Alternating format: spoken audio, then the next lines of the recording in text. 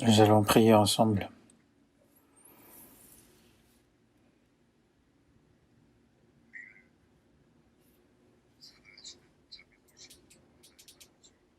Dieu qui est rempli de grâce et qui nous aime, tu nous as sauvé notre âme. Tu nous as donné la vraie paix et la liberté et aussi la vie éternelle. Et nous te remercions pour toutes ces grâces. Et par ton sang précieux, nous avons été sauvés. Et le reste de notre vie, nous souhaitons le mener en servant uniquement à toi, Seigneur, qui nous a accordé le salut. Et aussi de passer au sein de ton Église dans l'obéissance et dans la servitude. Et nous te remercions justement d'être toujours avec nous dans ces moments-là. Et nous qui sommes sauvés, nous sommes réunis tous ensemble devant ta parole. Et nous te remercions de nous avoir accordé ces temps-là. Et à cause de la pandémie, nous faisons face à beaucoup de difficultés et nous ne pouvons malheureusement se réunir librement et ni évangéliser librement. Mais malgré ces difficultés, nous tenons davantage à toi, Seigneur, et nous t'obéissons davantage aussi. Et que toi, Seigneur, tu sois toujours avec nous dans ces situations.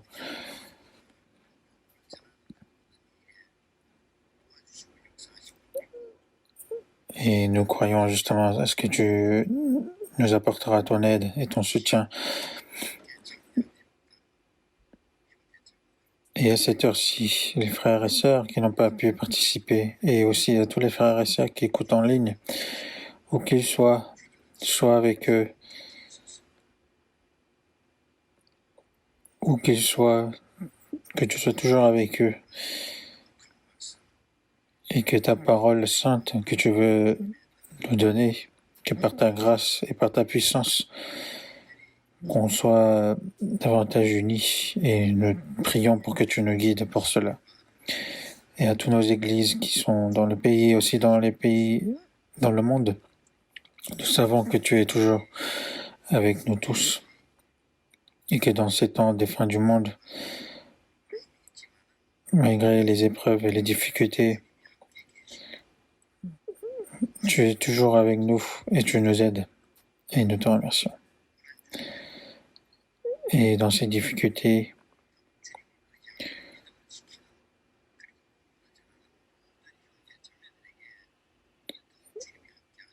sois davantage avec des frères et sœurs qui vivent pour toi, Seigneur, et aussi qui essayent d'évangéliser.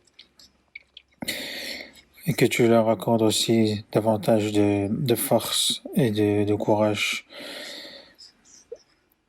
pour qu'ils puissent mieux évangéliser et aussi mener une vie d'obéissance. Et nous prions vraiment pour cela. Et à tous les frères et sœurs qui sont aussi dans les difficultés à cause de la pandémie, sois avec eux. Accorde-leur aussi la bonne santé pour qu'ils continuent à mener une vie d'obéissance.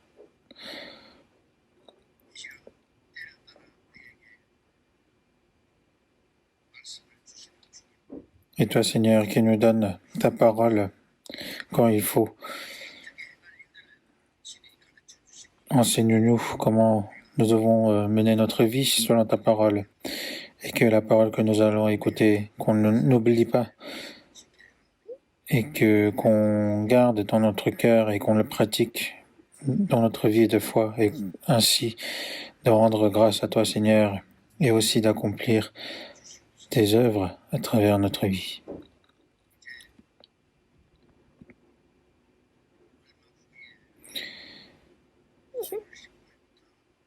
Et à partir du 19 octobre, il y aura la retraite d'automne. Sois avec nous et que nous prions pour que tu sois avec nous, que tu nous guides pour l'évangélisation. Et en souhaitant que le Saint-Esprit nous guide à cette heure-ci, et nous allons prier au nom du Seigneur Jésus. Amen. Nous allons voir dans Marc chapitre 1.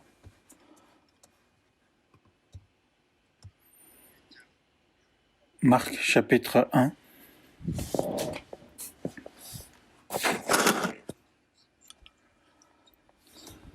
Verset 36 ou 39, je vais vous lire. Simon et ceux qui étaient avec lui se mirent à sa recherche. Et quand ils l'eurent trouvé, ils lui dirent, « Tous te cherchent. » Il leur répondit, « Allons ailleurs dans les bourgades voisines, afin que j'y prêche aussi, car c'est pour cela que je suis sorti. » Et il alla prêcher dans les synagogues par toute la Galilée, et il chassa les démons.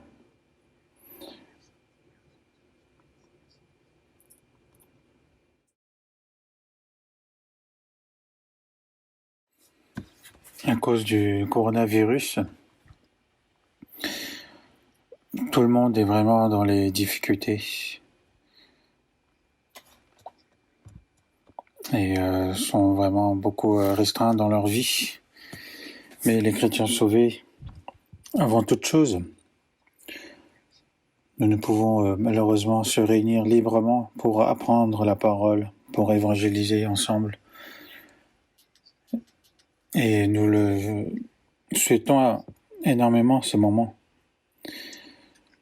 à nouveau de se réunir librement. Et comme ce n'est pas le cas pour le moment, c'est vraiment très dommage. Mais nous espérons chaque semaine que ça aille mieux. Et ça fait déjà vraiment plusieurs jours que nous attendons que ça se calme. Et nous souhaitons vraiment de tout notre cœur que Dieu nous accorde un nouveau moment justement où nous pourrons vraiment se réunir libres et de prêcher cet évangile librement.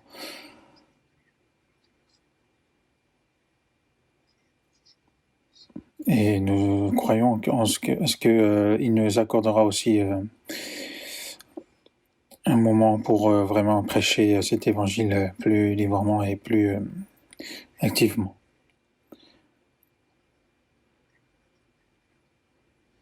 Et aujourd'hui, on nous a permis de se réunir plus que d'habitude, mais mais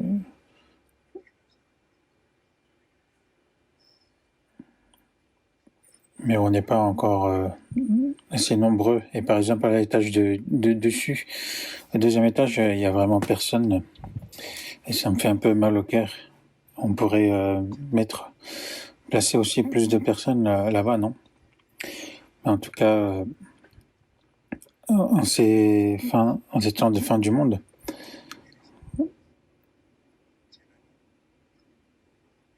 nous savons que c'est des épreuves qui nous est réservée par Dieu, et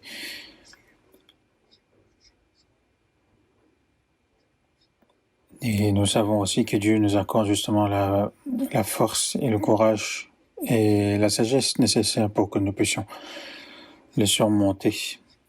Et dans 2 semaines, il y aura la retraite d'automne qui va commencer.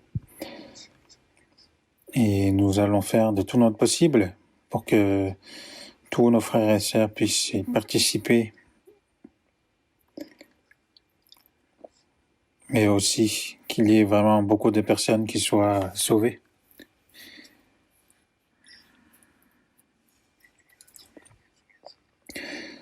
Et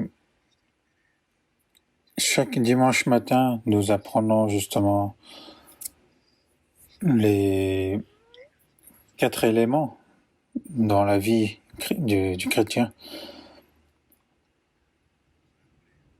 La dernière fois,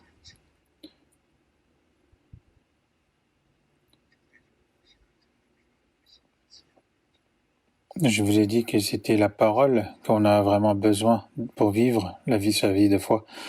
Sans la parole, nous ne pouvons être sauvés. Sans la parole, nous ne pouvons connaître comment aller devant Dieu. Et si on ne comprend pas la parole, on ne peut pas vivre non plus correctement la vie de foi. Et nous ne pouvons aussi prêcher normalement l'évangile. Donc la première chose qui est la plus importante, c'est la parole. Il faut écouter, lire, apprendre et aussi de la réciter et ainsi de la pratiquer dans notre vie de foi. C'est la première chose à faire dans notre vie de foi. Si on n'est pas proche de la parole, comment nous pouvons être proches de Dieu et comment nous pouvons mener à bien une vie de foi? C'est impossible. Deuxièmement, la dernière fois, je vous ai parlé juste sur la prière. La prière, c'est la méthode pour se rapprocher de Dieu. Et comme nous sommes si faibles, nous avons besoin justement de la force de Dieu.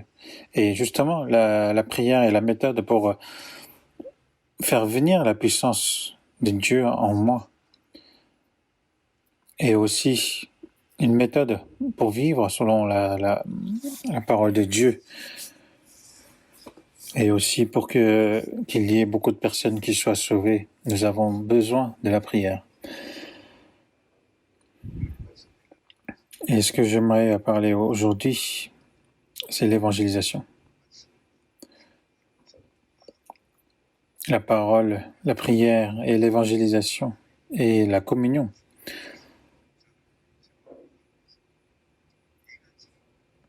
Donc ces 4 éléments sont comme les 4 roues d'une voiture.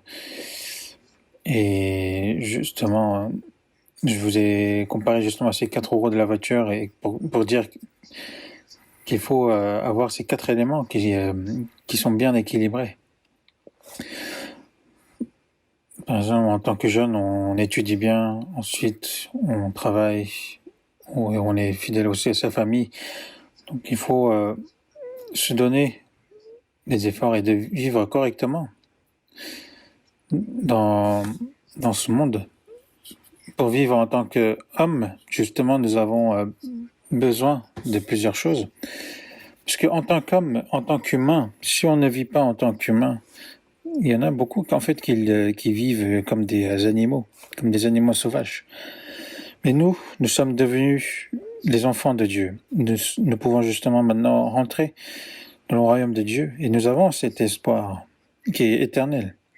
Donc nous sommes vraiment différents des gens de ce monde. Depuis le jour où on est sauvé et jusqu'au jour où nous irons devant le royaume de Dieu, Dieu sera toujours avec nous, nous guide. Et c'est une vie ainsi qu'on mène après notre salut. Et ça, c'est la vie de foi. Mais pour bien mener à cette vie de foi, nous avons des choses à faire de nous-mêmes.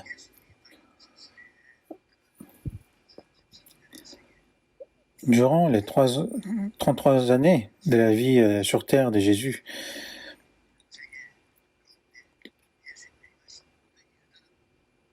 et pendant ses ministères, depuis qu'il a été baptisé, tout ce qu'il a fait pour nous, mais aussi il a fait pour être l'exemple de ceux qui le croient. Il s'est fait exemple justement lui-même. Jésus a considéré la parole de Dieu comme la chose la plus importante avant toute chose. Il a dit qu'il faisait non selon ma volonté, mais selon la volonté du Père.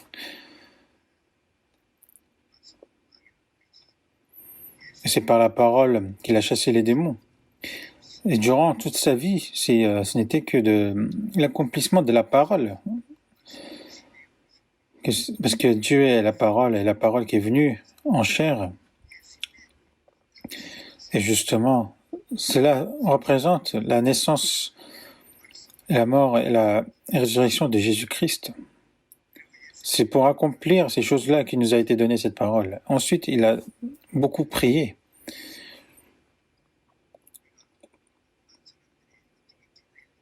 Et Jésus nous enseigne non seulement comment il faut prier, mais il s'est montré aussi un exemple de celui qui prie.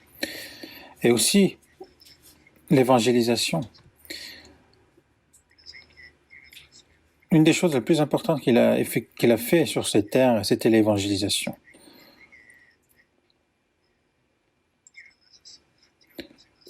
Il s'est levé tôt le matin, il est allé dans un lieu désert et il a prié.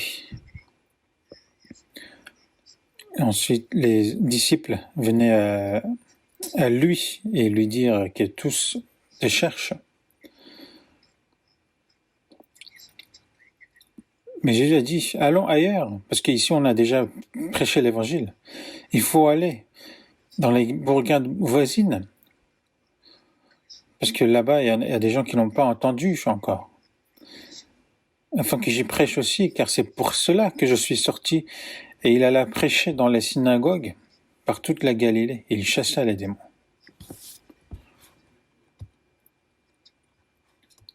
Le fait de dire « il chassa les démons », cela signifie qu'il accomplissait justement le salut. Pendant 3 ans et demi, sans repos. Et ses disciples aussi, en étant toujours avec Jésus, ils n'avaient même pas le temps de manger. Donc Jésus lui-même, il s'est montré un exemple dans l'évangélisation. Donc la raison pour laquelle que nous devons prêcher est aussi l'importance de prêcher l'évangile. C'est quelque chose qu'on devons réfléchir. Et c'est aussi une des choses qu'il a fait précieusement, qu'il a accompli précieusement le Seigneur Jésus quand il était sur terre. C'est pour ça dans Luc chapitre 19 verset 10, « Car le Fils de l'homme est venu chercher et sauver ce qui était perdu. » L'évangélisation, c'est de chercher les âmes perdues devant Dieu et ainsi de les amener devant Dieu. Et aussi dans Jean chapitre 5 verset 17, « Mon Père agit jusqu'à présent, moi aussi j'agis. » Dieu a créé les cieux et la terre, il a créé toutes choses et il les dirige. Mais encore, il y a des choses encore qui sont plus importantes que cela, c'est de sauver les âmes qui étaient perdues dans les péchés, de les sauver. L'ancêtre de l'humanité, Adam, depuis qu'il a péché, depuis la Genèse chapitre 3 jusqu'à la fin du monde, ce monde est rempli d'iniquité et rempli des gens qui sont éloignés de Dieu. Mais justement, Jésus est là, est venu pour accomplir justement le salut de toutes ces personnes. Mon Père agit jusqu'à présent, justement l'œuvre du salut. Et moi aussi, je suis venu faire cela. Et c'est quoi? De sauver. Dans Jean chapitre 5, verset 21, « Car comme le Père ressuscite les morts et donne la vie, ainsi le Fils donne la vie à qui il veut. »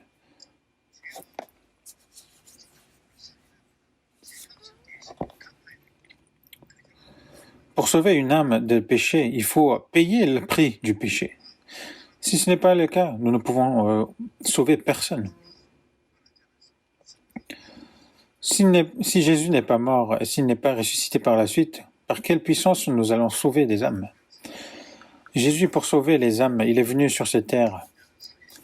Et il a vraiment aussi ressuscité les morts. Il a chassé les démons. Et toutes ces choses-là, c'est pour nous montrer qu'est-ce que c'est de sauver les pécheurs.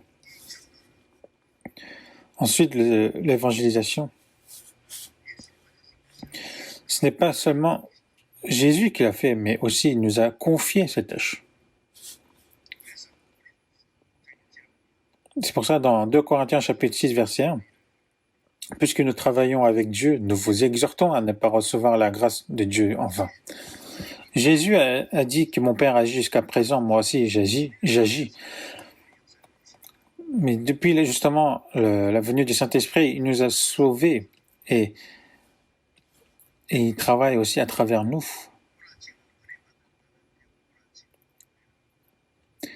Il dit, au temps favorable que je t'ai exaucé, au jour du salut, je t'ai secouru.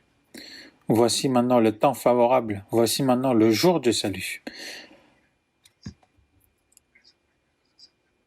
Et ainsi dans 1 Corinthiens chapitre 3 verset 9, car nous sommes ouvriers avec Dieu, vous êtes le champ de Dieu, l'édifice de Dieu. Ce monde, c'est un champ qui craint l'Éternel. Jésus accomplit le salut et nous transmettons justement cette vérité que Jésus accomplit. Et ainsi, nous sommes les ouvriers avec Dieu. Ce n'est pas seulement les apôtres, c'est tous ceux qui sont sauvés sont les ouvriers avec Dieu. N'est-ce pas incroyable? Dieu, à travers nous, il accomplit justement la résurrection des morts, justement, des âmes, à travers nous.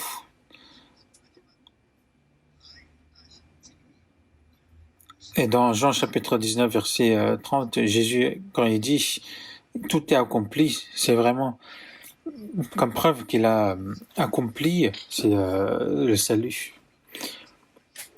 Et dans Jean chapitre 4, verset 35, il est écrit « levez les yeux et regardez les champs qui déjà blanchissent pour la moisson. Celui qui moissonne reçoit un salaire et amasse des fruits pour la vie éternelle, afin que celui qui sème et celui qui moissonne se réjouissent ensemble. Car en ceci, ce qu'on dit est vrai, autre est celui qui sème et autre celui qui moissonne. Je vous ai envoyé moissonner ce que vous n'avez pas travaillé, d'autres ont travaillé, et vous êtes entrés dans leur travail.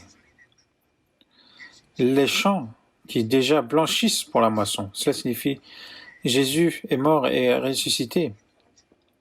Et maintenant ainsi les champs qui sont déjà blanchissent pour la moisson. Et maintenant le moissonneur justement doit prendre la sape et de moissonner. Parce que Jésus a semé. Et maintenant, il porte des fruits.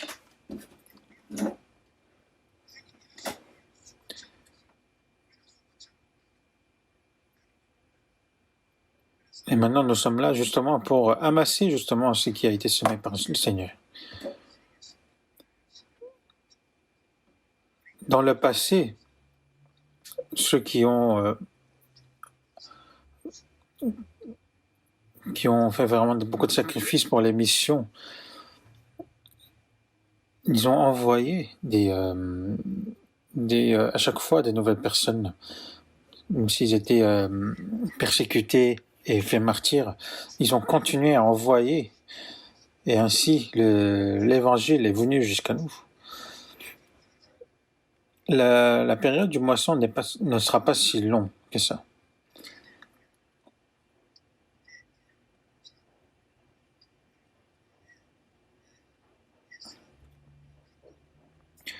Du printemps jusqu'à l'été, justement, nous cultivons justement, et maintenant c'est la période du moisson, et c'est de là justement les cultivars justement amassent.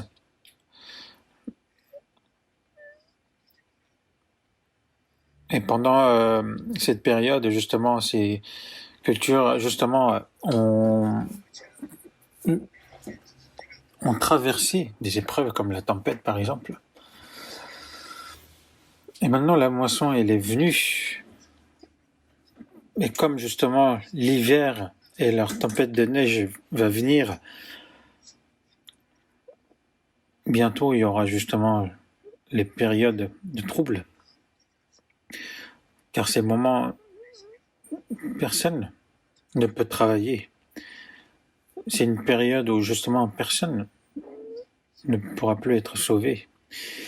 Et nous vivons actuellement dans ces temps des fins du monde.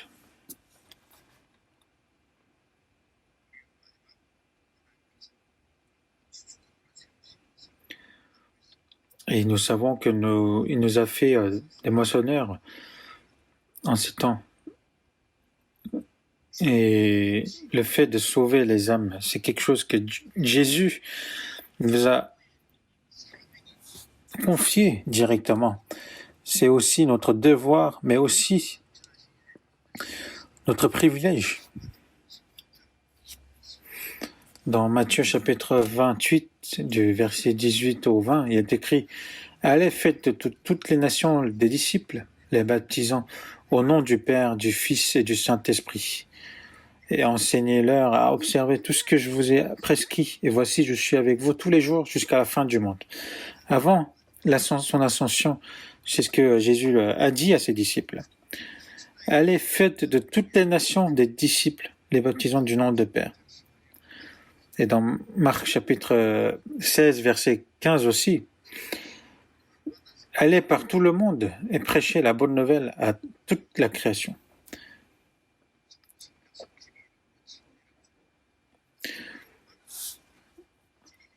En les baptisant au nom du Père, du Fils et du Saint-Esprit, de leur enseigner à observer tout ce qui est prescrit par Dieu. Et aussi, Jésus nous a promis qu'il sera toujours avec ces personnes. Allez par tout le monde et prêcher la bonne nouvelle à toute la création. Celui qui croira et qui sera baptisé sera sauvé, mais celui qui n'en croira pas sera condamné. Il nous a dit ces versets qui sont vraiment incroyables et nous a confié cette tâche qui est immense. Et dans Actes chapitre 1 verset 8, il est écrit « Mais vous recevrez une puissance, le Saint-Esprit survenant sur vous, et vous serez mes témoins à Jérusalem, dans toute la Judée et jusqu'aux extrémités de la terre. » 10 jours après son ascension, la Pentecôte, le Saint-Esprit est survenu sur les personnes et ils ont commencé à prêcher activement l'Évangile. Et en une fois, il y avait 3000, 5000 personnes qui étaient sauvées. Et à ce moment-là, tout le monde entier était rué vers Rome. Et l'apôtre Paul, justement, a prêché là-bas. Et nous qui sommes actuellement à l'extrémité de l'Est, cet évangile est venu jusqu'à vers nous. Et le Seigneur qui nous a confié cette tâche, cette mission, il nous est venu à nous aussi. Dans 2 Timothée chapitre 4 versets 1 et 2, il est écrit que l'apôtre Paul, il a prêché l'évangile toute sa vie. Et justement, c'est juste avant d'être décapité, justement, il a envoyé cet épître à Timothée. « Je t'en conjure devant Dieu et devant Jésus-Christ, qui doit juger les vivants et les morts, et au nom de son apparition de son royaume, prêche la parole, insiste en toute occasion, favorable ou non. »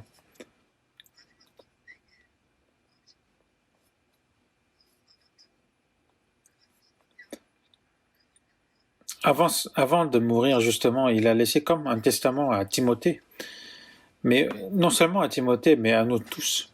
Il n'y a pas autre ordonnance qui est beaucoup plus important que celui-là.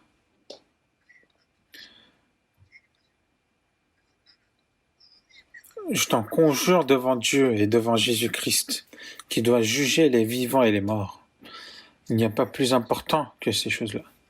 Et au nom de son apparition et de son royaume, prêche la parole, insiste en toute occasion, favorable ou non.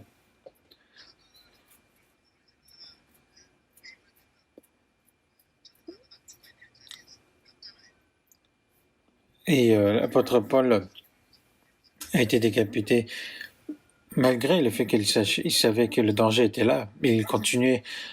Il est mort justement, il s'est fait martyr en prêchant l'évangile.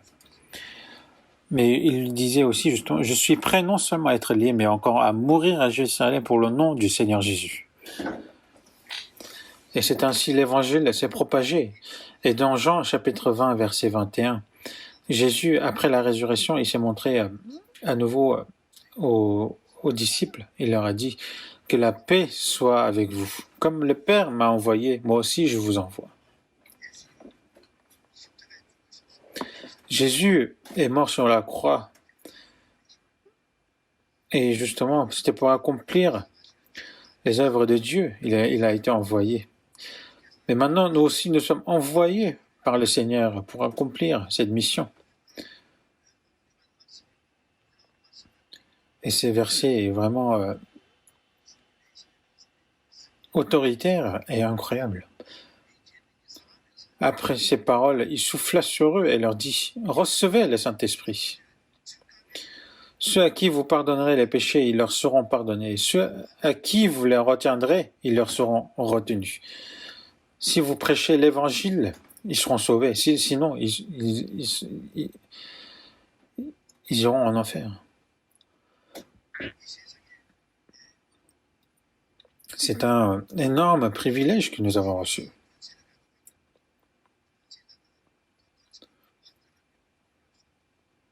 Par exemple, dans ce monde, même si un homme le plus puissant du monde ne peut pas sauver une âme d'une personne, même s'ils inventent vraiment des choses incroyables, ils envoient des vaisseaux spatiaux en Mars, en Saturne, mais est-ce qu'ils peuvent quand même sauver les âmes de leur âme? Non, ils ne peuvent pas. Même s'il y a un médecin dans ce monde qui guérit toute maladie, il ne pourra guérir l'âme de la personne. Même l'homme le plus riche de la terre, il ne peut acheter une âme avec tous les biens qu'il a. Mais nous pouvons justement sauver les âmes, et il n'y a pas d'autre privilège que ça. Dans Jean chapitre 14, verset 12, il est écrit, en vérité, je vous le dis, celui qui croit en moi fera aussi les œuvres que je fais. Il en fera de plus grandes, parce que je m'en vais au Père. Alors Jésus, qui a guéri toutes sortes de maladies, celui qui croit en moi fera aussi les œuvres que je fais. Et il en fera de plus grandes. Alors que Jésus qui a ouvert les yeux d'un aveugle né aveugle ou des lépreux, qui a guéri les lépreux ou autres. Mais toutes ces choses, nous aussi, nous allons faire. Mais comment? C'est lorsque le Saint-Esprit viendra en nous, et le Saint-Esprit qui en nous justement accomplira les œuvres de Dieu. Et c'est vraiment quelque chose de incroyable. Et aussi l'évangélisation, c'est quelque chose qui rend vraiment la joie à Dieu. Dans Luc chapitre 15, verset 7, il est écrit « Il y aura plus de joie dans le ciel pour un seul pécheur qui se repent que pour 99 justes qui n'ont pas besoin de repentance. »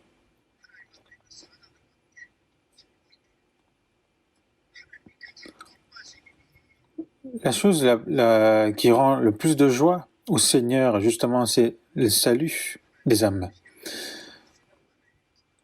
Il y a beaucoup de choses que nous pouvons rendre la joie à Dieu, mais la chose la plus qui lui rend le plus de joie, c'est justement sauver les âmes.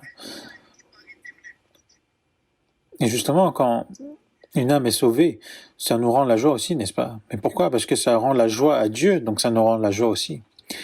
Donc, 1 Corinthiens chapitre 1, verset 21, il est écrit « Car puisque le monde avec sa sagesse n'a point connu Dieu dans la sagesse de Dieu, il a plu à Dieu de sauver les croyants par la folie de la prédication. »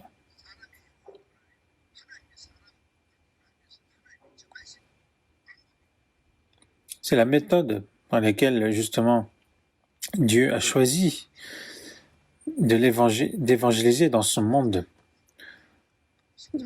Dans 1 Corinthiens chapitre 1, verset 18, il est écrit « Car la prédication de la croix est une folie pour ceux qui périssent, mais pour nous qui sommes sauvés, elle est une puissance de Dieu. »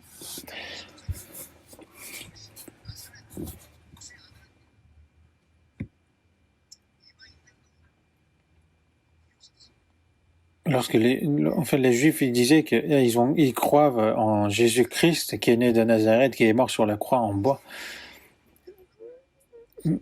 Et ils se moquaient justement des païens qui le croyaient en Christ. Et pour certains, justement, la doctrine de la prédication de la croix est une folie. Donc, car la prédication de la croix est une folie pour ceux qui périssent, mais pour nous qui sommes sauvés, elle est une puissance de Dieu. Quoi que pensent les autres, ce n'est pas le plus important. Certains disent à nous, ils nous disent que eux, ils disent justement il suffit de croire en Jésus-Christ pour recevoir le salut et qu'ils disent que le salut est un cadeau de Dieu. Vous savez qui est-ce qui se moque de nous comme ça en disant ainsi? C'est les chrétiens, soi-disant. Mais qu'est-ce qu'on doit croire alors? Mais quoi qu'ils nous disent? Qu'est-ce qu'ils nous apportent? Parce qu'ils se moquaient même justement de l'apôtre Paul qui prêchait l'évangile, ou des Juifs qui annonçaient justement le Jésus. En prêchant l'évangile, si on est vraiment moqué, ou si on se moque de nous, ou si on n'est pas reconnu, on s'en fiche.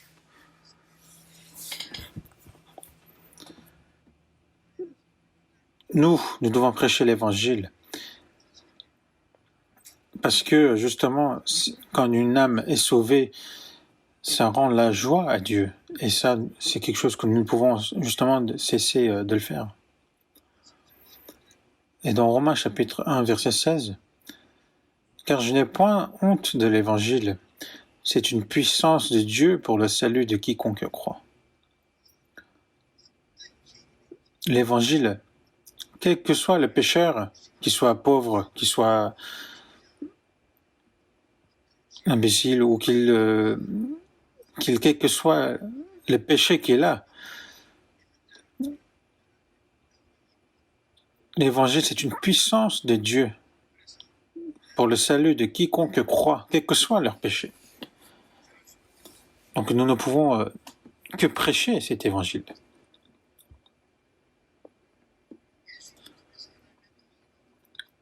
Comme par Jésus, la puissance de Dieu s'est montrée, nous aussi, si on prêche cet évangile à travers nous, justement à travers nous, la puissance de Dieu va se manifester. Parce qu'une âme qui était en train de destiner à mourir en enfer, il va aller au paradis. Sans la puissance de Dieu, est-ce qu'on pourrait agir ce genre de choses? C'est à travers nous, Dieu nous montre sa puissance. L'évangélisation, c'est les apôtres, mais aussi à tous ceux qui sont sauvés, qui sont donnés vraiment de tout leur cœur, de toutes leurs âmes pour cet évangile. Et les Juifs ont enfermé les apôtres et dit ne parle plus sur Jésus, au nom de Jésus. Mais dans Actes chapitre 4, verset 20, ils ont répondu car nous ne pouvons pas ne pas parler de ce que nous avons vu et entendu. Même si nous risquons la mort, nous ne pouvons cesser de parler. Et dans 2 Corinthiens chapitre 4, verset 14, il est écrit «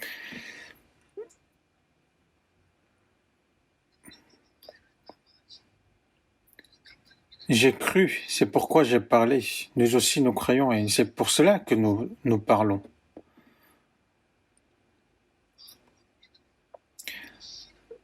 Si nous croyons dans notre cœur, nous leur parlons justement de ce que nous croyons. Si une personne sauvée, il ferme sa bouche.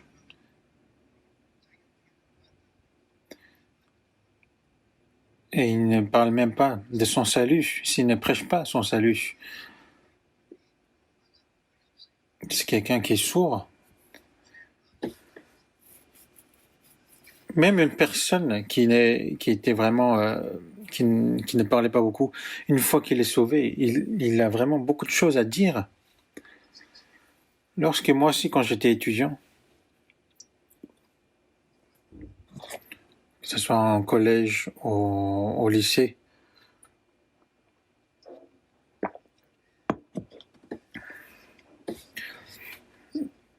Comme j'étais vraiment quelqu'un de très réservé, timide, je pouvais parler devant les gens. Et je marchais toujours à la tête baissée. Du coup, mon professeur m'avait surnommé vieillard. Et moi, je me suis jamais battu avec mes camarades.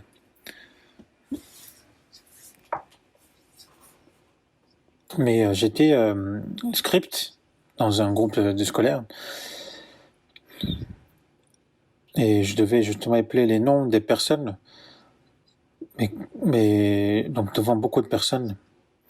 Et j'arrivais même pas à lever ma tête. Mais je faisais juste lire la liste.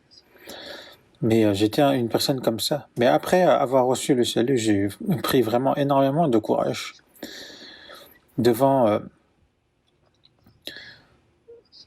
des milliers, des dizaines de milliers ou même des centaines de milliers de personnes. Je peux vraiment prêcher avec courage. Pourquoi? Parce que j'ai beaucoup de choses à dire. C'est pour ça Jérémie a dit, dans Jérémie chapitre 20, verset 9, qu'est-ce qu'il a dit? Si je dis, je ne ferai plus mention de lui, que je ne parlais plus en son nom, il y a dans mon cœur comme un feu dévorant qui est renfermé dans mes os. Je m'efforce de le contenir et je ne le puis.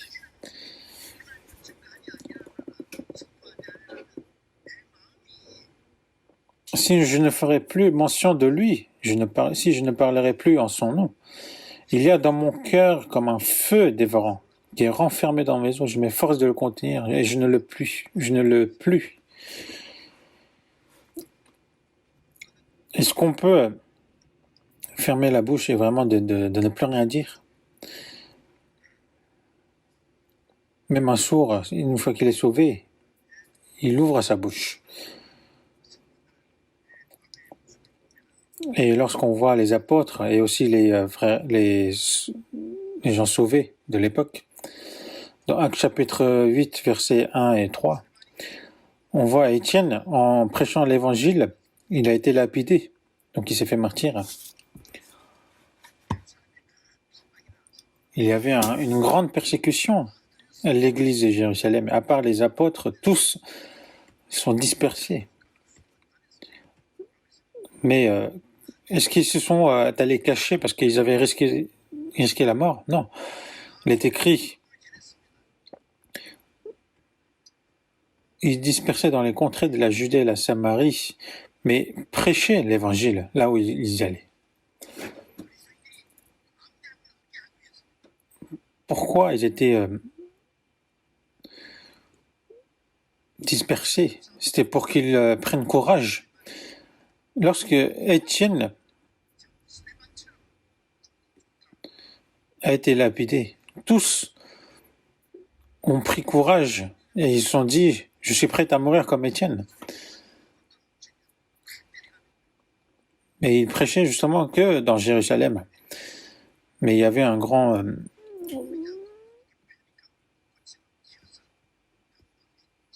c'est comme, par exemple, le feu. Au lieu de l'éteindre avec de l'eau, si on le continue de frapper à la flamme, il se propage ailleurs aussi. Donc, les chrétiens donc étaient dispersés et ils prêchaient cet évangile avec courage. Et ça, nous le savons. Et dans Actes chapitre 20, verset 24, c'est un verset que nous connaissons très bien, l'apôtre Paul dit que je ne fais pour moi-même aucun cas de ma vie comme si elle m'était précieuse, pourvu que j'accomplisse ma course avec joie et le ministère que j'ai reçu du Seigneur Jésus, d'annoncer la bonne nouvelle de la grâce de Dieu. Et en vrai, l'apôtre Paul a été enfermé plusieurs fois, il a été frappé à plusieurs fois.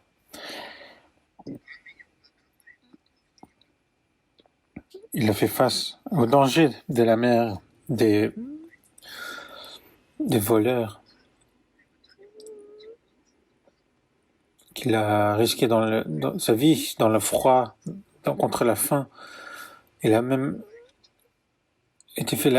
failli se faire lapider, mais il a été finalement décapité à Rome.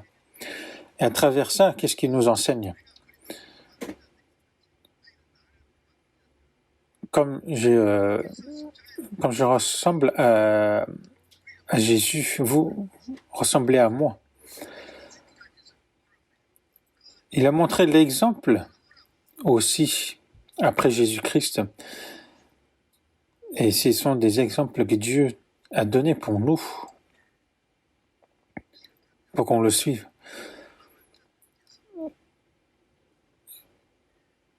Une personne qui a peur, il s'enfuira, mais un courageux, lui, il fera face.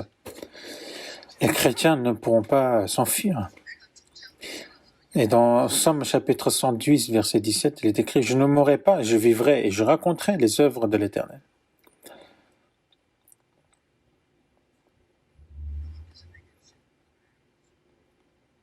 Et comment puis-je rendre les grâces à Dieu de tout ce qu'il m'a donné? Et Dieu, le Seigneur, qui nous a sauvés. Et le reste de notre vie, nous ne pouvons le mener avec un faux espoir en essayant de mieux vivre sur ces terres. Le fait que nous ne sommes pas encore morts, et si nous sommes vivants, c'est pour accomplir les œuvres du Seigneur. Et ça, c'est notre but, le but de notre vie. Et si on perd justement ce but, c'est comme si on est mort. Par exemple, un voyageur, il doit avoir un but précis, un endroit précis où il veut aller, sinon il ne va que vagabonder. Et le Seigneur nous a donné comment un chrétien sauvé, justement, doit vivre après le salut. Et qu'est-ce qui doit être, justement, ce qui doit être notre but, le but de notre vie?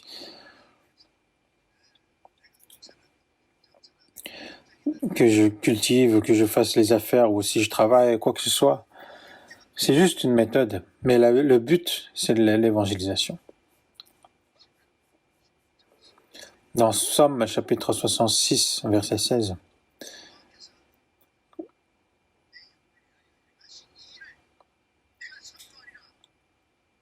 Je raconterai ce qu'il a fait à mon âme, que je raconterai. Dans Hébreux chapitre 2, verset 3, il est écrit « Comment échapperons-nous en négligeant un si grand salut ?» Un si grand salut.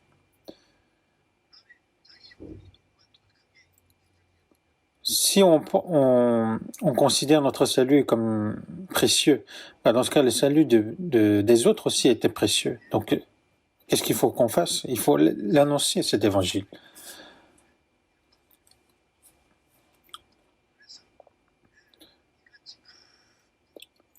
Un si grand salut. Le salut que j'ai reçu est tellement grand, tellement immense que je ne peux parler.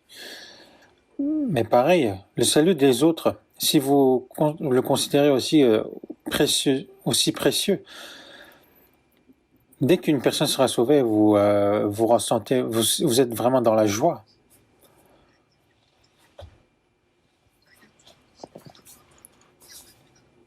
Par exemple, les sauveteurs, en fait, quand ou même les pompiers, ils risquent leur vie pour sauver les autres, alors qu'ils risquent de mourir eux-mêmes. Ils essayent.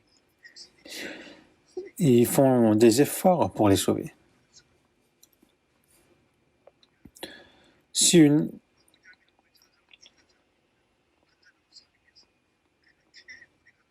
Par exemple, s'il réussit à sauver une personne face à un grand danger, les autres qui le voient, ils l'acclament, ils sont aussi contents.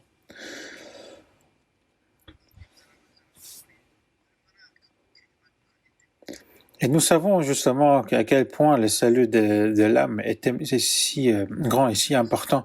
On ne peut justement négliger cette évangélisation. Et nous savons aussi que de ne pas prêcher l'évangile est un péché. Dans Jacques chapitre 4, verset 17, celui qui donc sait faire ce qui est bien et qui ne le fait pas commet un péché. On sait que commettre un mal est un péché, mais si on sait faire ce qui est bien, mais si on ne le fait pas, c'est comme un péché. Dans 1 Corinthiens chapitre 9, verset 16, l'apôtre Paul a dit « Si j'annonce l'évangile, ce n'est pas moi un sujet de gloire, car la nécessité m'en est imposée. » Car la nécessité m'en est imposée. C'est quelque chose qui ne peut ne pas le faire. Malheur à moi si je n'annonce pas l'évangile.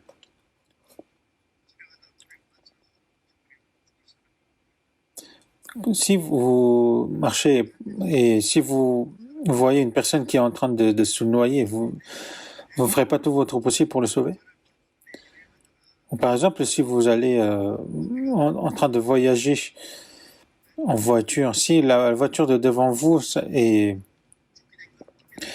il y a eu un accident et qu'il est en train de verser du sang, est-ce que vous allez passer juste à côté sans comme si ça ne vous concernait pas? Même si vous êtes pressé, le sauver c'est encore plus pressant. Du coup, vous ferez pour sauver une personne, justement une vie, vous ferez tout ce qui est dans votre possible. Vous n'allez pas dire en voyant justement une personne en train de mourir, ah non, moi je m'en fous, là, je suis pressé, je m'en vais. Si vous faites ça, c'est comme si vous commettez un meurtre indirect.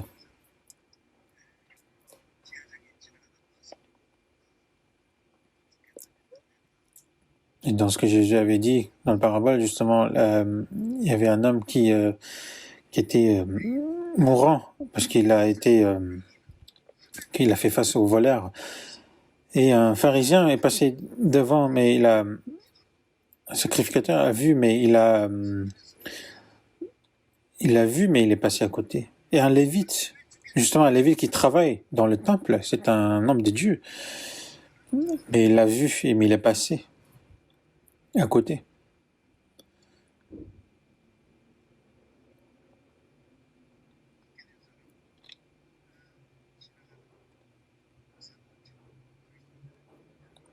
Comme une personne justement qui voit une personne mourante mais qui passe à côté, un chrétien sauvé, s'il fait un peu d'effort, il pourra sauver les âmes qui sont autour de lui, mais s'il fait pas cet effort, c'est comme si il le laisse mourir. Dans Proverbes chapitre 24, verset 11, il est écrit « Délivre ceux qu'on traîne à la mort, ceux qu'on va égorger, sauve-les. »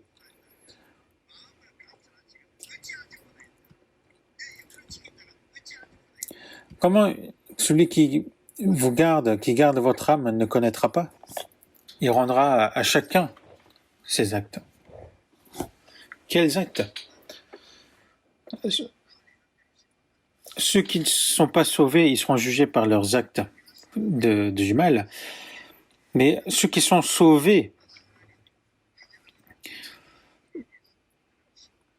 Dieu jugera aussi par rapport à ce qu'ils pouvaient faire du bien, mais qu'ils ne l'ont pas fait. Qu'est-ce qu'il y a du plus grand de faire le bien que l'évangélisation?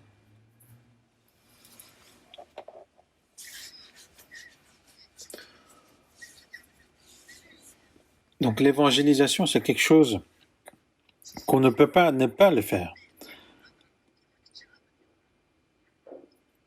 Dans Proverbe chapitre 10, verset 5, « Celui qui amasse pendant l'été est un fils prudent. Celui qui dort pendant la moisson est un fils qui fait honte. » Donc ils font l'effort, ils fournissent un effort avant la moisson, justement pendant l'été. C'est un fils prudent. Mais celui qui dort justement pendant la moisson est un fils qui fait honte. Et un serviteur fidèle est bon. Mais il y a aussi des serviteurs qui sont paresseux et qui font le mal.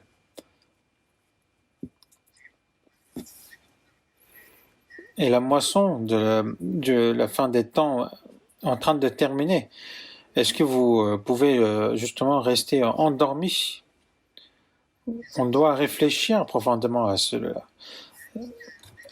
Et dans Ézéchiel chapitre 3, verset 17, Fils de l'homme, je t'établis comme sentinelle sur la maison d'Israël. Tu écouteras la parole qui sortira de ma bouche et tu les avertiras de ma part. Dieu a établi justement Ézéchiel comme le sentinelle. Sentinelle, c'est quoi? C'est celui qui garde justement la ville et qui justement prévient les autres du danger pour se préparer justement à se battre. Nous devons justement souffler la trompette du salut pour que les gens puissent être sauvés. Mais si un sentinelle ne sonne pas sa trompette,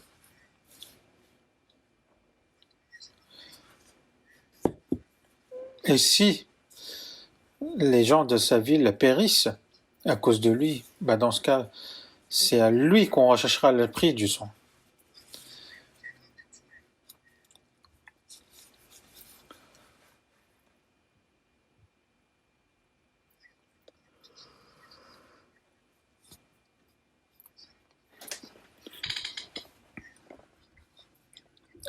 Si tu ne l'avertis pas, si tu ne parles pas pour détourner le méchant et sa mauvaise voie et pour lui sauver la vie, ce méchant mourra dans son iniquité. Je te redemanderai son sang. C'est un verset qui fait peur, n'est-ce pas? Si moi je fais pas l'évangélisation, les autres font, donc ça ira. Si vous allez devant Dieu, si vous dites ça, est-ce que ça sera une bonne excuse? Dieu nous a confié une tâche qui est vraiment avec une responsabilité énorme. Et autour de nous, il y a énormément de personnes qui ne sont pas encore sauvées. Que sa famille, ses proches, ses amis, tout le monde est justement les cibles de l'évangélisation. Dans Jérémie chapitre 8, verset 20, il est écrit « La moisson est passée, l'été est fini, et nous ne sommes pas sauvés. »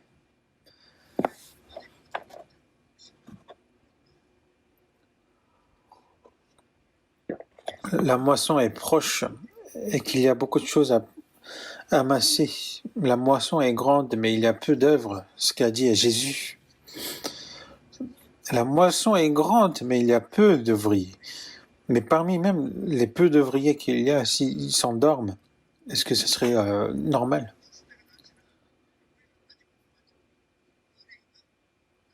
La moisson est passée, l'été est fini et nous ne sommes pas sauvés.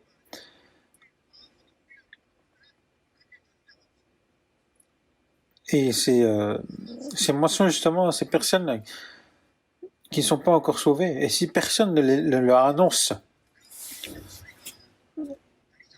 et vous n'entendez pas leurs cris, une personne qui est en train de mourir, qui dit au secours. Avant-hier, j'ai vu à la télé, lorsque le grand magasin de Saint-Pont ce qui s'est écroulé, il y avait 500 morts et beaucoup de blessés. Et il y avait justement un sauveteur à l'époque, donc qui était justement parti à sauver les gens. Beaucoup le criaient « Sauve-moi, sauve-moi ». Les gens qui étaient écrasés justement sous les débris des murs. Et il entendait justement ces cris. Et il a fait beaucoup d'efforts pour les sauver, mais après il est redécouvert en cadavre.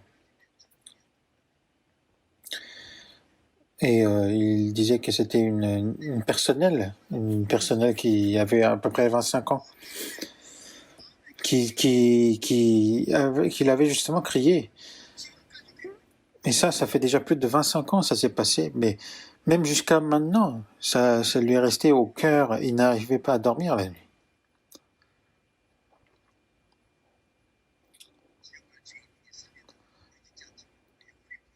Et nous, les pécheurs qui se dirigent en enfer, ils ne crient pas eux-mêmes, mais leur âme nous crie. Et il faut leur annoncer.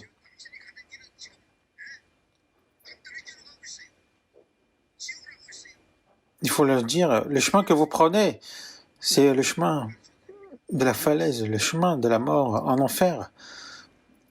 Il faudra leur dire.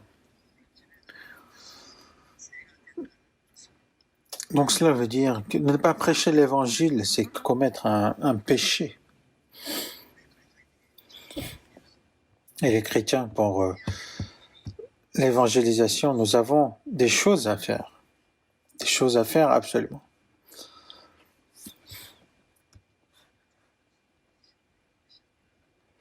C'est que l'évangélisation ne se fait pas avec sa propre force, mais avec la puissance du Saint-Esprit. Jésus a tout accompli sur la croix. Et c'est le Saint-Esprit qui est en nous, qui nous fait comprendre et qui veut que nous sauvons justement d'autres âmes. Et justement, nous devons nous fier à cet Saint-Esprit et ensuite d'annoncer l'Évangile. C'est pour ça, dans 1 Corinthiens chapitre 2, verset 4, l'apôtre Paul a dit, en l'évangélisant justement, « Et ma parole et ma prédication ne reposent pas sur les discours persuasifs de la sagesse, mais sur une démonstration d'esprit et de puissance. »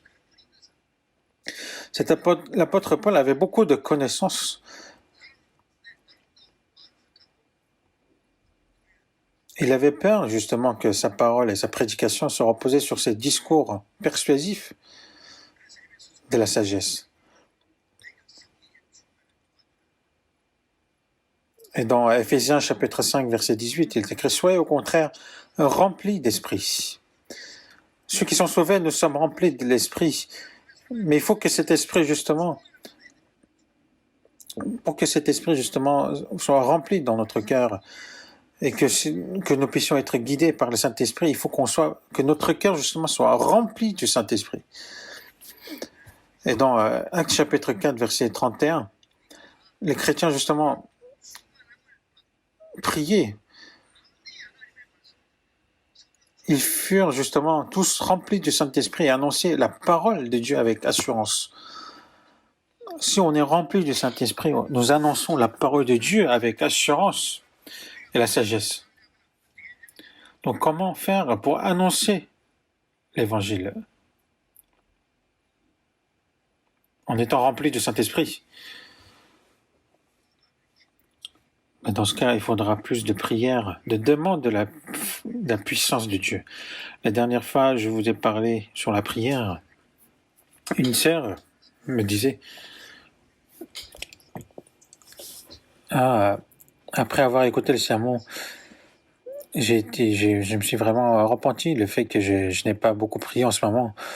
Je vais vraiment beaucoup plus prier plus.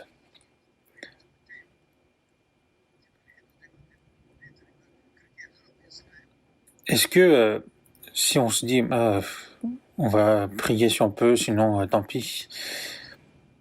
Est-ce que Dieu nous enseigne ainsi?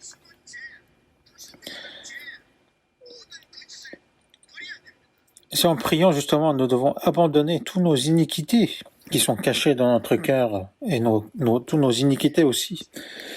Car le Saint-Esprit est saint. Et justement, une personne qui cache les iniquités, à travers ce genre de personnes, le Saint-Esprit ne peut œuvrer. Et il faut avoir aussi un cœur d'obéissance totale dans la parole.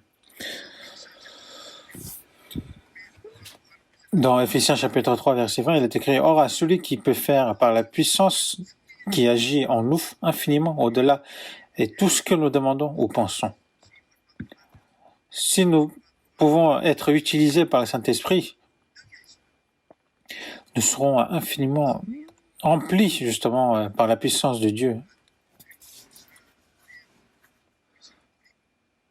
Infiniment au-delà de tout ce que nous demandons ou pensons.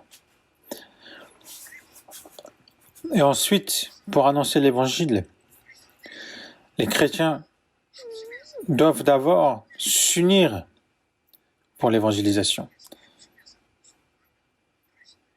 Il dit que si 2 personnes demandent à mon nom, je l'écouterai.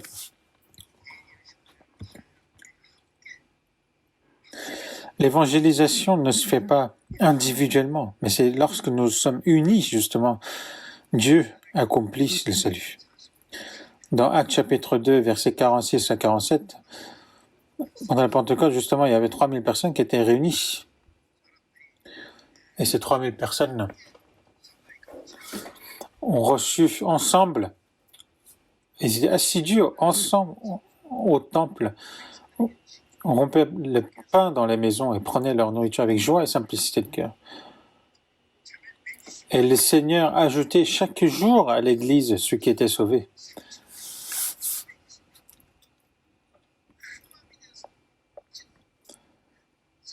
Et ces 3120 personnes étaient réunies ensemble, étaient unifiées, ils avaient le même cœur. Et c'est là où justement Dieu a œuvré et sa puissance s'est manifestée.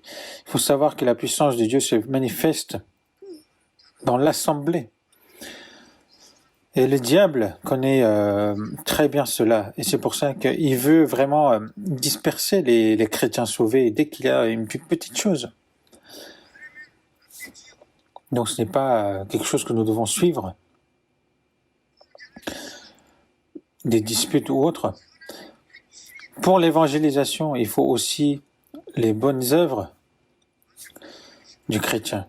Dans Matthieu chapitre 5, verset 16, que votre lumière luise ainsi devant les hommes, afin qu'ils voient vos bonnes œuvres et qu'ils glorifient votre Père qui est dans les cieux. Les bonnes œuvres. Il faut que nous montrions justement par nos bonnes œuvres que nous sommes les chrétiens sauvés et que nous sommes vraiment sincères dans notre évangile, dans notre évangélisation. Et c'est ça qu'il faut montrer. Si, par exemple, ils prêchent bien l'évangile, mais si leurs actes, si leurs œuvres ne sont pas correctes, ils vont se dire, mais occupe-toi vraiment de tes affaires, quoi.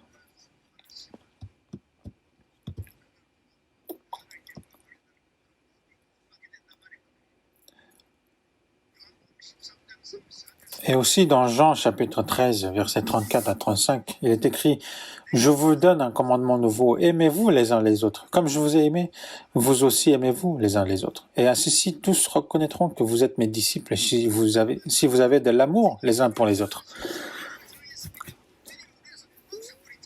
Le Seigneur nous a donné sa vie pour nous.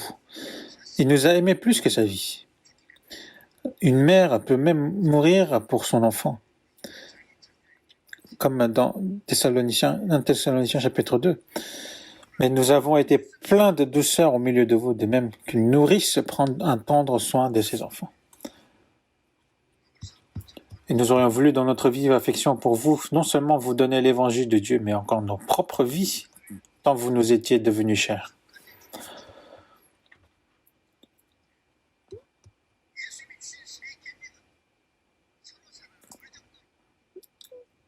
L'apôtre Paul disait justement que nous aurions voulu dans notre vive affection pour vous, non seulement vous donner l'évangile de Dieu, mais encore nos propres vies. Et Jésus nous a dit aussi, comme le Père m'a aimé, je vous ai aussi aimé, demeurez dans mon amour. Si vous gardez mes commandements, vous me demeurez dans mon amour, de même que j'ai gardé les commandements de mon Père et que je demeure dans son amour. Il n'y a pas plus grand amour que Dieu nous porte. Comme le Père m'a aimé, je vous ai aussi aimé. Il est mort, il nous a aimés jusqu'à mourir sur la croix. Et pour nous aimer, justement, il a donné sa vie sur la croix. Et il faut aimer jusqu'à ce point-là. Il nous a donné un nouveau commandement. Mais jusqu'à où il faut aimer les frères? Dans 1 Jean chapitre 3, verset 16, il est écrit « Nous avons connu l'amour en ce qu'il a donné sa vie pour nous. Nous aussi, nous devons donner notre vie pour les frères. » Donc, jusqu'à quand il faut aimer? Il faut aimer comme le Seigneur nous a aimés. À ceci, tous connaîtront que vous êtes mes disciples si vous avez de l'amour les uns pour les autres. Si les chrétiens s'aiment les uns les autres, ceux qui ne croient pas, en les voyant, ils sauront qu'ils sont les disciples du Christ et qu'en eux, il y a vraiment l'amour du Christ. Il faut montrer l'amour. Mais comment? Par leur vie. C'est ainsi, en le voyant, que les gens vont se dire, ah, j'aimerais connaître cet amour, que j'aimerais avoir cet amour en moi aussi.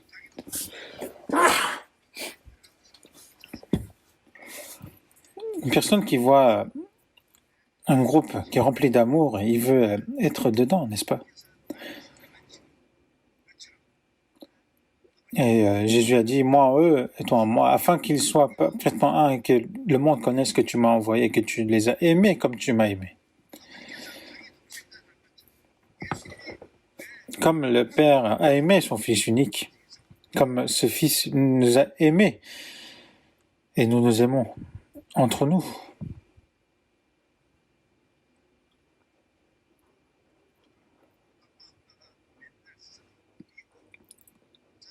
Si un mari et si les parents justement se disputent tout le temps, les enfants, qu'est-ce qu'ils vont apprendre? Ils vont apprendre de la dispute. Lorsqu'ils vont grandir, ils ne feront que disputer.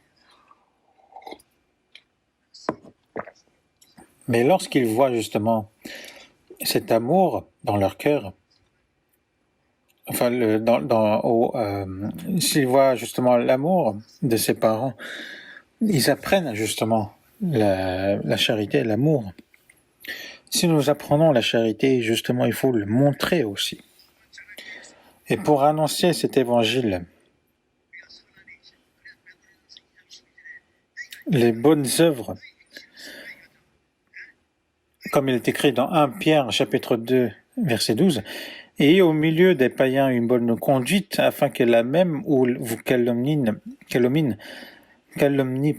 comme si vous étiez des malfaiteurs, et il remarque vos bonnes œuvres et glorifie Dieu au jour où il les visitera. » Et aussi dans 1 Pierre chapitre 3 verset 1, même si ce sont des maris qui n'obéissent point à la parole, femmes, soyez de même soumises à vos maris, afin que si quelqu'un n'obéisse pas à la parole, il soit gagné sans parole par la conduite de leur femme, en voyant votre manière de vivre chaste et réservée. Donc ce n'est pas seulement par la parole, mais par les œuvres. Et comment le mari pourra être sauvé? C'est par une vie pure de crainte devant le Seigneur, que sa croyance, qu'elle croit justement est la vérité. C'est ça que le mari va comprendre à travers toutes ces choses. Alors qu'un mari qui a vraiment l'air de ne pas croire en Dieu, vraiment jusqu'à la fin de sa vie, il a été sauvé par vraiment les œuvres, les bonnes œuvres de sa femme. Et j'ai vu vraiment plusieurs cas ainsi. Donc ce n'est pas seulement par la parole, mais par les œuvres qu'on doit montrer justement les œuvres d'un chrétien sauvé. Et pour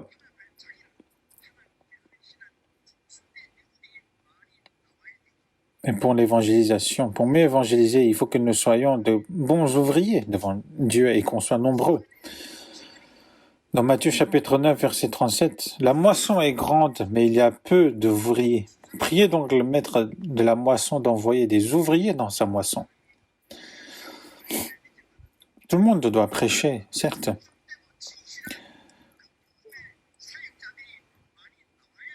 Mais il faut qu'on ait vraiment plus d'ouvriers qui sont fidèles et qui donnent tout leur cœur.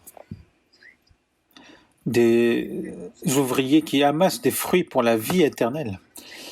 Dans Timothée chapitre 2, verset 2, il est écrit « Et que tu as entendu de moi en présence de beaucoup de témoins, confie-le à des hommes fidèles qui soient capables de l'enseigner aussi à d'autres. »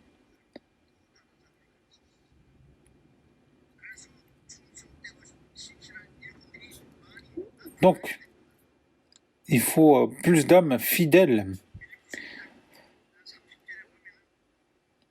Et dans Philippiens chapitre 2, verset 25, dont mon frère Épaphrodite, mon compagnon d'œuvre et de combat, car c'est pour l'œuvre de Christ qu'il a été près de la mort, ayant exposé sa vie, qui n'a point porté précieux sa vie pour les œuvres de Christ. Et dans Actes chapitre 15, verset 25, nous avons jugé à propos, après nous être réunis tous ensemble, de choisir de déléguer et de vous les envoyer avec nos bien-aimés Barnabas et Paul.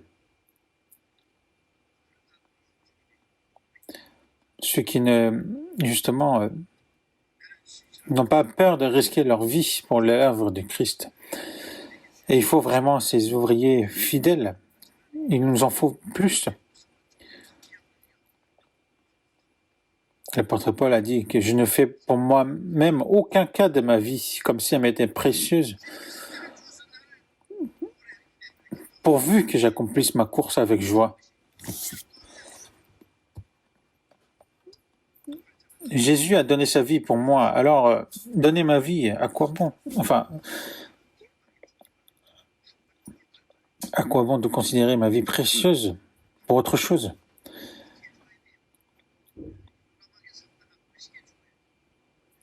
On ne peut mourir qu'une fois. Il faudra mourir en vivant vraiment une vie sans regret. Et ensuite, Dieu établit des ouvriers fidèles aussi. Dans Éphésiens chapitre 4, verset 11, il a donné les uns comme apôtres, les autres comme prophètes, les autres comme évangélistes, les autres comme pasteurs et docteurs, pour le perfectionnement des saints en vue de l'œuvre du ministère et de l'édification du corps du Christ.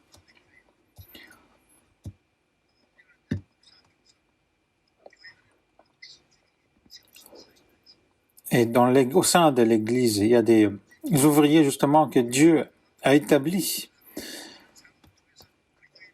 pour le perfectionnement des saints en vue de l'œuvre du ministère et l'édification du corps du Christ.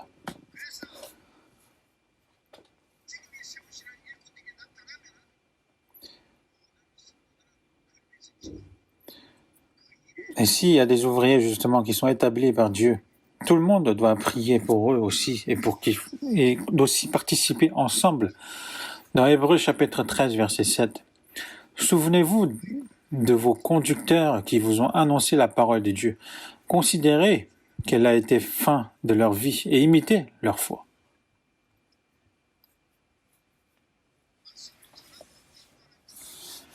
Ceux qui prêchent et ceux qui nous conduisent justement, il faut les imiter. Et ensuite, dans Hébreux chapitre 13, verset 17, obéissez à vos conducteurs et pour eux de la différence, car ils veillent sur vos âmes comme devant en rendre compte, et qu'il en soit ainsi, afin qu'ils le fassent avec joie et non gémissant, ce qui ne vous serait d'aucun avantage. Obéissez à vos conducteurs et pour eux de la différence. Si vous n'arrivez pas à obéir, il faut soumettre, parce que ce sont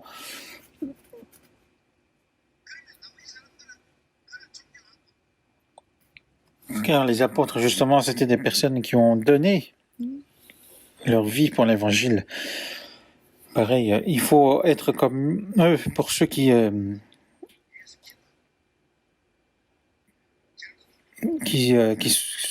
été établis comme ouvriers de Dieu. Parce que pour ceux qui évangélisent,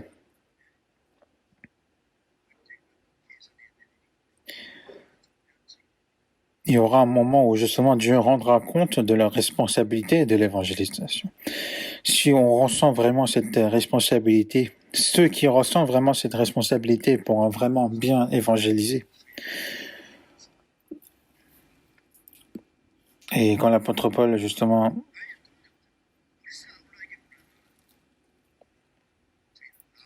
allait à Rome, il a dit, enfin quand il a envoyé l'épître à Rome, il disait « Saluez Prisca et Aquilas, mes compagnons d'œuvre en Jésus-Christ ». Prisca et Aquilas, c'était des fidèles, des saints normal, mais ils ont risqué leur vie. Parce que l'apôtre Paul a demeuré justement chez Prisca et Aquilas, euh, chez eux, et ensuite a prêché dans, dans leur ville. Et ils étaient ses compagnons d'œuvre en Jésus-Christ et qui ont exposé leur tête pour sauver ma vie. Mais ils n'ont pas exposé leur tête pour sauver la vie de Paul, mais pour l'évangile qu'avait Paul. Et pour cet évangile, Prisca et Aquilas ont exposé leur tête.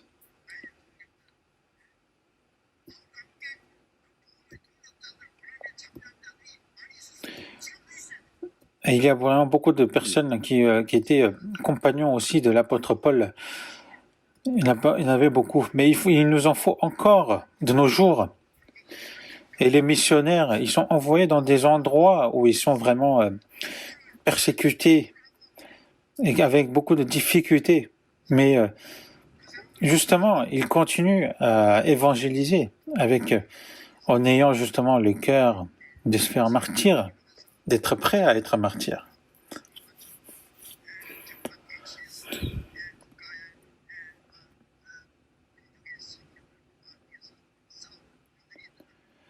Comme il y a aussi dans un pays où il y a des soldats qui font des efforts jour et nuit pour protéger le pays, mais on ne peut pas avoir d'autres soldats, par exemple, qui sont un peu plus en arrière et qui font n'importe quoi parce qu'ils sont pas au front.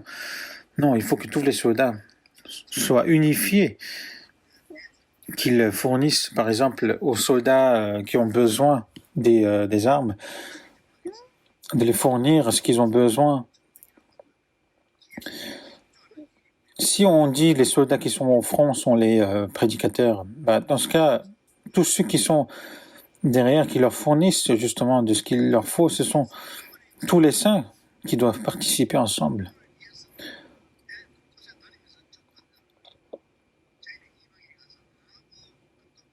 Et dans 3e épître Jean, il est écrit, tu agis fidèlement dans ce que tu fais pour les frères et même pour les frères étrangers, sans rien recevoir des païens. Et nous devons donc accueillir de tels hommes afin d'être ouvriers avec eux pour la vérité.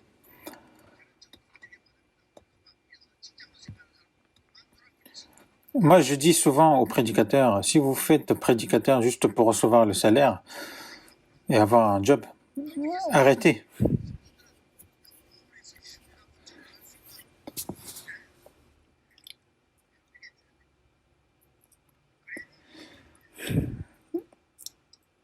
Et aussi, les saints, les fidèles, il faut qu'ils participent ensemble, qu'ils soient unis justement derrière pour prêcher cet évangile. Et parfois, je vois vraiment des gens qui font vraiment beaucoup d'efforts, qui risquent même beaucoup de choses pour l'évangélisation.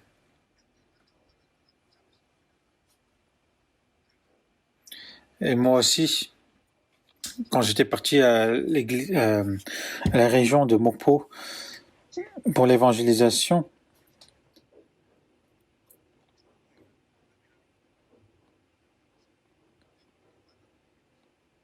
justement, je suis resté plusieurs années là-bas pour évangélisation et ensuite à Gwangju aussi.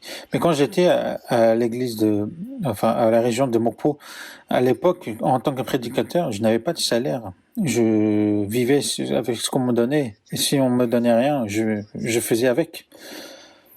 Mais je ne manquais de rien. Parce que si je vis pour l'évangile, Dieu était avec moi. Est avec moi. Et dans Matthieu chapitre 10, verset 40, celui qui reçoit me reçoit, et celui qui me reçoit reçoit celui qui m'a envoyé. Il n'y a pas de loi.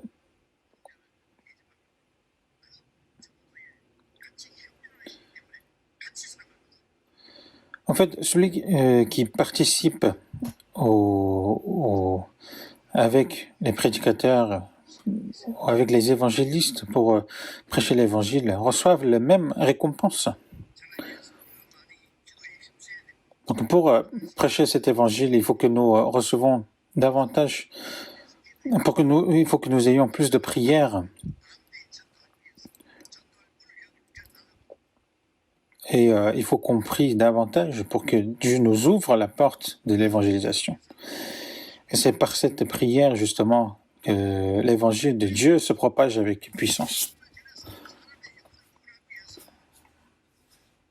Et justement, pour sauver les âmes,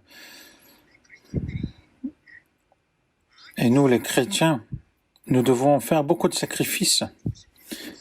Sans le sacrifice de la croix du Seigneur, comment nous pouvons recevoir le salut?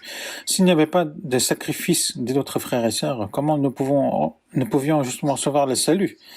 Ceux qui n'aiment pas faire des sacrifices, ceux qui sont égoïstes, s'ils sont plus nombreux, il n'y aurait vraiment plus d'œuvre de Dieu. Que mes efforts, mon temps, mes biens, que ma liberté, même ma joie et au besoin, ma vie, il faut qu'on soit prêt à les sacrifier. Parce que l'évangile en vaut la peine. Parce que l'évangile vaut la peine de mourir pour elle.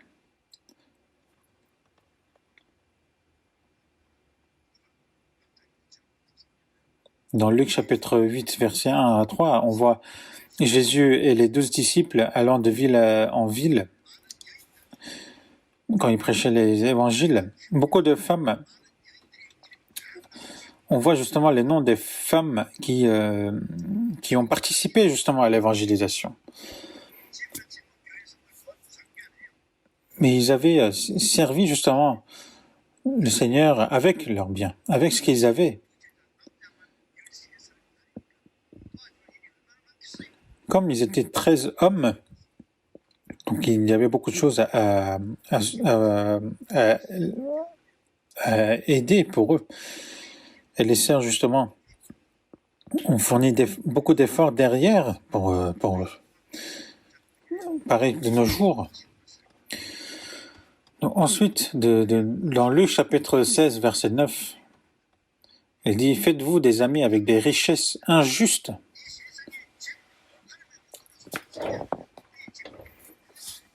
Si nos biens ici, si on ne les utilise pas justement,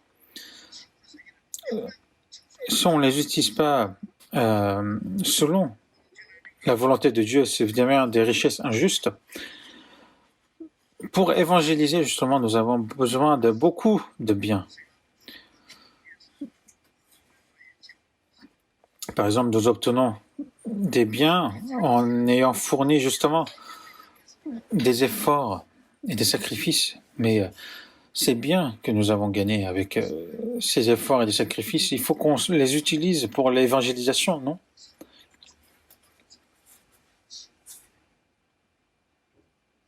Et dans Proverbes chapitre 19, verset 6, il est écrit « Beaucoup de gens flattent l'homme généreux, et tous sont les amis de celui qui fait les présents. »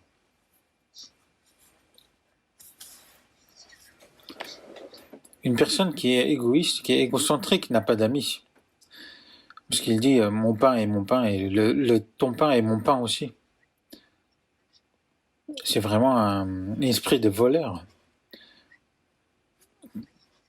Ou même celui qui dit « le tien, c'est à toi, le mien, c'est à moi ». C'est aussi un égoïste. Mais au contraire, il faut que nous disions « le mien est à toi et le tien est à toi ». Et comme l'apôtre Paul a dit dans 1 Corinthiens chapitre 10, verset 33, « De la même manière que moi aussi je m'efforce de toutes choses, de complaire à tous, cherchant non mon avantage, mais celui du plus grand nombre, afin qu'il soit sauvé. »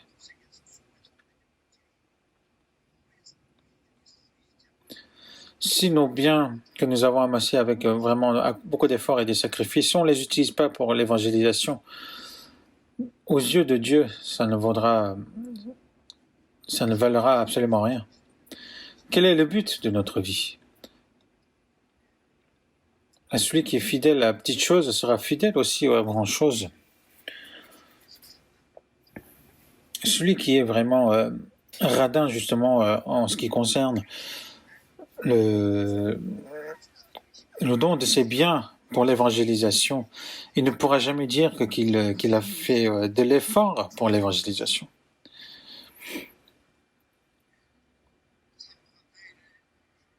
Et pour l'évangélisation des autres, il faut que moi je meure.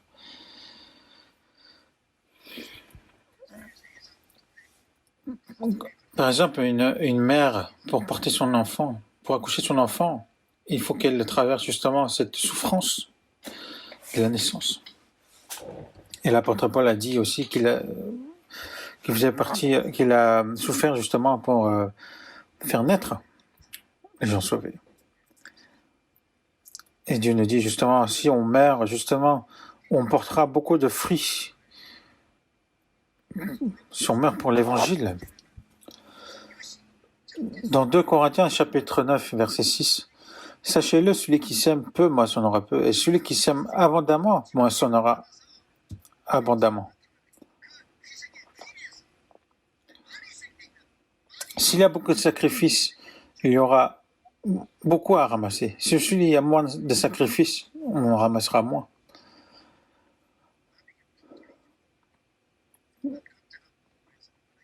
Il ne faut pas se remettre aux autres, mais c'est à chacun qui sera jugé selon ses œuvres. Et dans Tite, il est écrit, car la grâce de Dieu, source de salut pour tous les hommes, a été manifestée. C'est pour tous les hommes. Et dans 2 Pierre chapitre 3, verset 9, le Seigneur ne tarda pas dans l'accomplissement de la promesse, comme quelques-uns le croient, mais il use de patience envers nous, ne voulant pas qu'aucun périsse, mais voulant que tous arrivent à la repentance.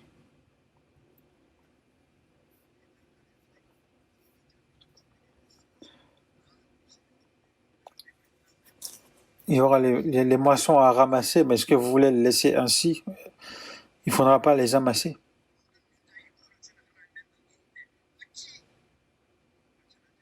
Car c'est la grâce de Dieu, la source de salut pour tous les hommes. Donc comment ne pas aller les amasser? Si on n'annonce pas l'évangile, que ce soit l'amour de Dieu ou la grâce, il n'y aura aucune utilité. Parce que sans nous, personne ne pourra être sauvé par la suite.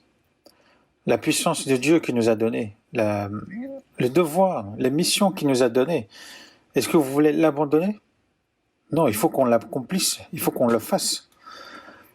Dans Matthieu chapitre 6, verset 33, « Cherchez premièrement le royaume et la justice de Dieu, et toutes ces choses vous seront données par-dessus. » Si on fait toutes choses pour l'évangélisation, tout le reste, Dieu prendra la responsabilité. C'est une promesse de Dieu.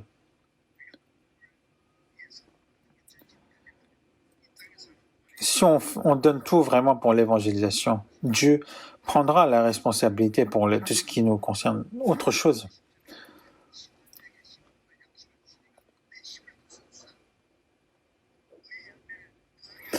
Et dans 2 Corinthiens chapitre 9, versets 8 à 10, « Et Dieu peut vous combler de toutes sortes de grâces afin que possédant toujours en toutes choses de quoi satisfaire à tous vos besoins, que vous ayez encore en abondance pour toute bonne œuvre. »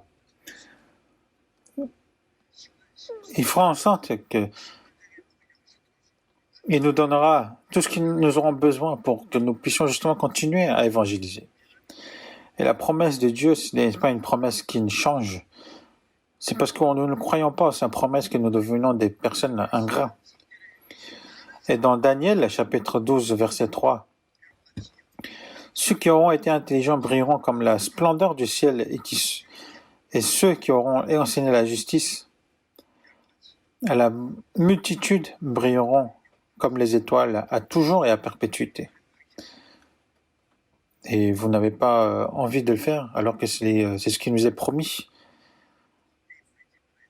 Il ne faut pas gâcher cette occasion qui nous a été donnée dans ce temps des fins du monde.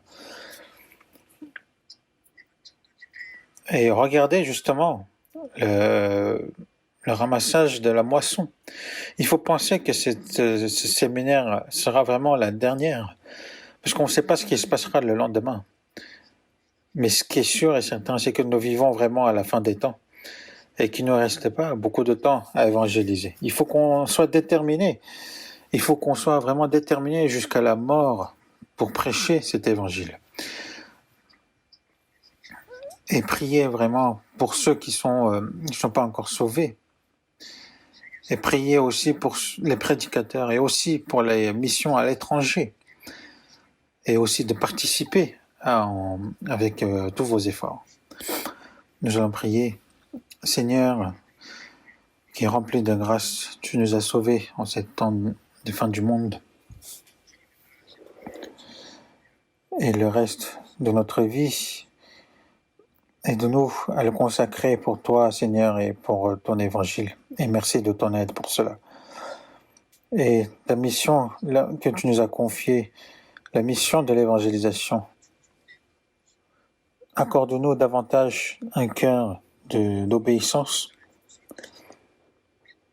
pour que l'évangile que le Seigneur a accompli en étant crucifié sur la croix, que nous aussi nous puissions le transmettre et que nous puissions aussi devenir l'exemple pour les âmes qui sont en train de se perdre, pour que nous puissions les sauver. Et à partir du 19 octobre, il y aura la retraite d'automne et nous prions pour cette retraite que nous voulons aussi sacrifier ensemble et que cette occasion puisse aussi se rendre grâce et que puisse te rendre la joie et que tous les frères et sœurs puissent participer et nous prions pour cela. Et nous avons prié au nom du Seigneur Jésus.